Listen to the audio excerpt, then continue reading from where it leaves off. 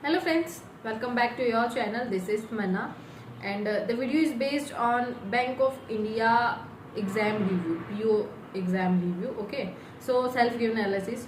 सबसे पहली बात तो आपका एक ही एग्जाम था बैंक ऑफ इंडिया का, जिसमें अभी आज वो एग्जाम था। मुझे शायद सेकंड शिफ्ट में भी है, क्योंकि हम जब बाहर आ रहे थे तो बच्चे वहां पर न्यू थे, तो इट मीन्स सीधी सी बात है सेकंड शिफ्ट शायद है। ओके, तो अब बात करते हैं कि क्या क्या कैसा एग्जाम था, कैसा नहीं था। मैं फर्स्ट टाइम ये वाला डिफरेंट से कोई एग्जाम दे रही थी, और इसमें आपके वही सेम मेंस जैसा रहता है वैसा ही सेम था। Maths, reasoning, English, current affairs, descriptive, सब कुछ था। ठीक है, अराउंड 3 आवर्स का एग्जाम था। एंड जो मेन मुझे एक्सपीरियंस इस एग्जाम से मिला है वो ये कि हाउ टू काम, एक्चुअली कैसे काम हमें रहना होता है, हाउ टू स्टे काम। क्योंकि पहले मेरा माउस खराब हुआ, उसके बाद में सिस्टम शट डाउन हो गया, और फिर एक वायर में कोई प्रॉब्लम आ गई, तो अराउंड 15 मिनट्स मेरे उसमें वेस्ट गए। और 15 मिनट्स मतलब मैं 15 मिनट बाद तक बच्चों के सबका सबमिट हो गया था, मेरा एग्जाम चल रहा था, ऐसा था। तो वो एक एक्सपीरियंस मुझे लगता है आने वाले क्रूशियल एग्जाम्स में बहुत काम आएगा अगर ऐसी सिचुएशन होती है। But still I manage to मतलब खुद को सही रखने में कर लिया मैंने। अब बात करते हैं कि कैसा क्या लेवल था। सबसे पहले आपका आया था रीजनिंग सेक्शन। रीजनिंग सेक्शन की बात करूं, पजल्स थी, वेरिएबल बेस्ड पजल्स थी, दो वेरिएबल्स थे। मतलब कोई पर्सन दिया हुआ है, एक क्वेश्चन था स्क्वायर में in and out, 4 in 4 out देख रहे हैं, उनके साथ में कोई कलर दिया हुआ था। एक पजल आई थी, 8 पर्सन की आई थी, साथ में उनके एक चीज और दे रही थी, मतलब वेरिएबल दिया हुआ था। और उसके अलावा एक पजल आई थी, कौन स्टोरी बेस्ड नहीं थी, ये एक पजल और थी स्टार्टिंग की। ठीक है, एक पजल वेरिएबल बेस्ड ही पजल थी। ठीक है, तो 3 पजल ये आई थी। उसके बाद में डाटा सफिशिएंसी के क्वेश्चंस थे। जैसे होता है ना कि डाटा 1 दिया होता है, डाटा 2 की कौन से आपका आंसर निकल रहा है, वैसे क्वेश्चंस आए थे। और कोडिड बेस्ड आपके डायरेक्शन बेस्ड क्वेश्चन भी आए थे, और कोडिड बेस्ड सिलॉग्स आए थे आपके, कोडिड बेस्ड थे। ठीक है, 3 क्वेश्चन थे शायद, तो ये आया था। और इसके अलावा रीजनिंग में जैसे एनालिटिकल रीजनिंग थी आपकी, तो वो मैंने नहीं किए। Then in reasoning I total attempted 30 out of 40 और 45 क्वेश्चन, आई थिंक 30 क्वेश्चन हुए हैं सारे के सारे जो अटेम्प्टेड। लास्ट में 1-2 पजल और भी थी जो मुझसे अटेम्प्ट नहीं हो पाई, टाइम नहीं था। ठीक है, तो यही अटेम्प्ट हुए। और उसके बाद में एक पजल में मैं स्टक हो गई थी, शायद एक और हो जाती, क्योंकि उस पजल में ना एक लाइन मैंने पढ़ी ही नहीं, उसकी वजह से बहुत टाइम लग गया। बट स्टिल ठीक है, मैंने वो हो गई, तो उस चीज की शांति सी थी।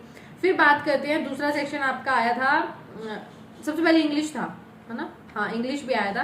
इंग्लिश की बात करते हैं तो इन इंग्लिश वैसे मैं बता देती हूँ, आई अटेम्प्टेड टोटल 34 क्वेश्चंस। और मेन जो चीज है, इंग्लिश ठीक है डुएबल थी, बहुत कुछ मुश्किल नहीं थी। जैसे आरसी आया था, आरसी के सिंपल क्वेश्चन थे, बहुत ज्यादा मतलब डिफिकल्ट लेवल के नहीं थे।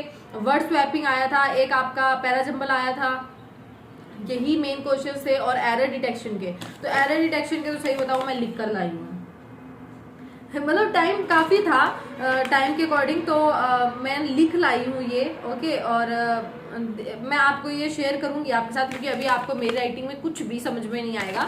सो ये वाले 5 बहुत मतलब अच्छे लगे, अच्छे लेवल के एरर डिटेक्शन है, तो इनका देखते हैं क्या क्या आंसर क्या नहीं रहता है। इस पे एक सेपरेट वीडियो 5 पे मैं अच्छे से इसको लिखकर बनाऊंगी। ठीक है, अब बात करते हैं उसके बाद में मैथ सेक्शन डुएबल था। ठीक है, मतलब वही बात है कि बहुत मुश्किल कुछ भी नहीं लगा, ठीक था। वही partnership based, age based, downstream upstream based questions थे। उसके बाद में जो डीआईस थी काफी सिंपल थी, उसमें आपको डाटा बस कैलकुलेट करना था वही, but x variable y variable जैसा काम करना था, आपको निकालने थे उन चीजों पे। एक आपका दिया हुआ था, जैसे विलेजेस दिए हुए हैं 2017, 18, 19 में टोटल, उसमें से कुछ फिर एक का रेशियो निकालना था, फिर दूसरे का उसमें से माइनस करके निकालना था। कैलकुलेटिव था लेकिन डुएबल था, आप हो सकते थे। एक कैसलेट आई थी, कैसलेट काफी इजी थी, अगर किसी ने ट्राई की हो तो कैसलेट भी हो गई थी। और उसके बाद में वो नॉर्मल इसके भी आए थे, सिंप्लीफिकेशन के क्वेश्चंस भी आए थे।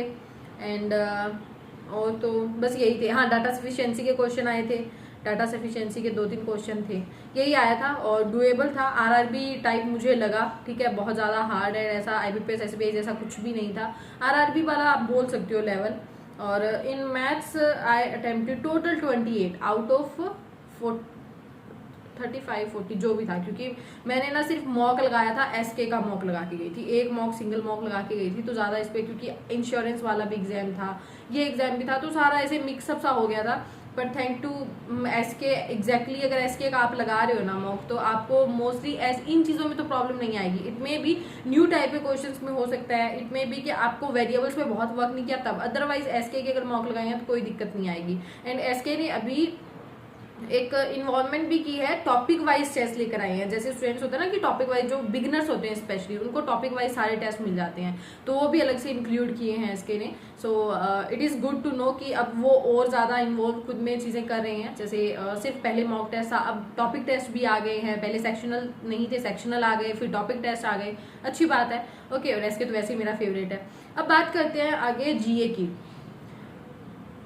जीए की तो मैं क्या ही बात करूं, लिटरली मैं क्या बात करूं। पता है मेरे साथ क्या हो रहा है जीए में मेरे साथ ऐसा हो रहा है, पढ़े हुए हैं लेकिन मैं रिकॉल नहीं कर पा रही हूं उनको। इट मे बी कि लैक ऑफ रिवीजन बहुत ज्यादा है, बट अब आगे आने वाले इस साल की एग्जाम्स में ये ना हो, तो इसी की ध्यान में रखते हुए मैं अभी से पढ़ना इसको शुरू करूंगी। बट यही था, और ये रहे जीए के क्वेश्चन। बट जीए के इन सब क्वेश्चन को मैं एक अलग वीडियो में अपन डिस्कस करेंगे, ठीक है, सारे के सारे। क्योंकि अभी अगर मैं ये दिखाऊंगी ना, देखो आपको इट में भी समझ में भी नहीं आए, बहुत अजीब सी मैंने लिखी हुई है राइटिंग, पर ठीक है। आप अगर नॉर्मल किसी बच्चे ने बहुत अच्छे से पढ़ा है तो आप कर सकते थे, लेकिन डीपली क्वेश्चंस पूछे हुए थे। जैसे अभी गंगा का अभी आपने सुना होगा, एक क्रू चला है, तो उस क्रू को उन्होंने ये नहीं पूछा कहाँ जाएगा, कहाँ से चला है, वाराणसी वगैरह आपने सुना होगा, लेकिन उन्होंने पूछा था कितने स्टेट्स को पास करके जाएगा।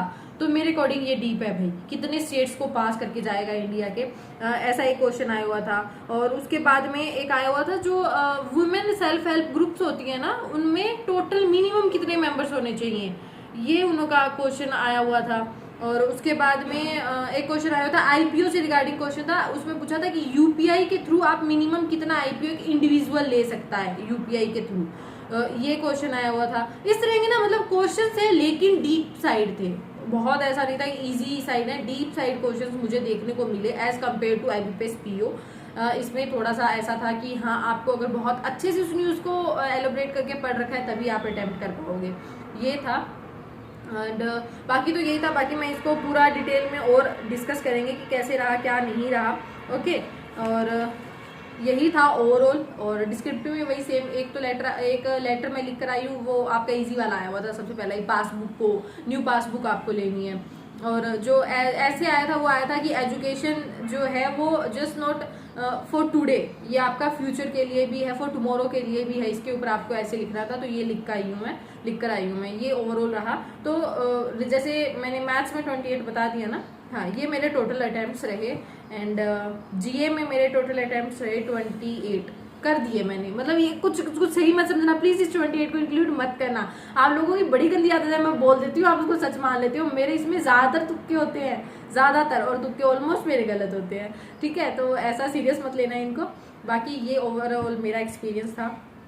आप बताइएगा, किसी ने बैंक ऑफ इंडिया दिया है, बच्चे बहुत कम देखने को मिले, बहुत ज़्यादा ऐसा नहीं था, बट थे बच्चे, मतलब ऐसा नहीं था कि किसी ने एग्जाम नहीं दिया हो, क्योंकि अभी दूसरी शिफ्ट में भी बच्चे काफ़ी थे। सो आप भी अपना एक्सपीरियंस शेयर कीजिएगा। एंड यही था इस ओवरऑल वीडियो में। Thank you so much guys, tata, take care, all the best.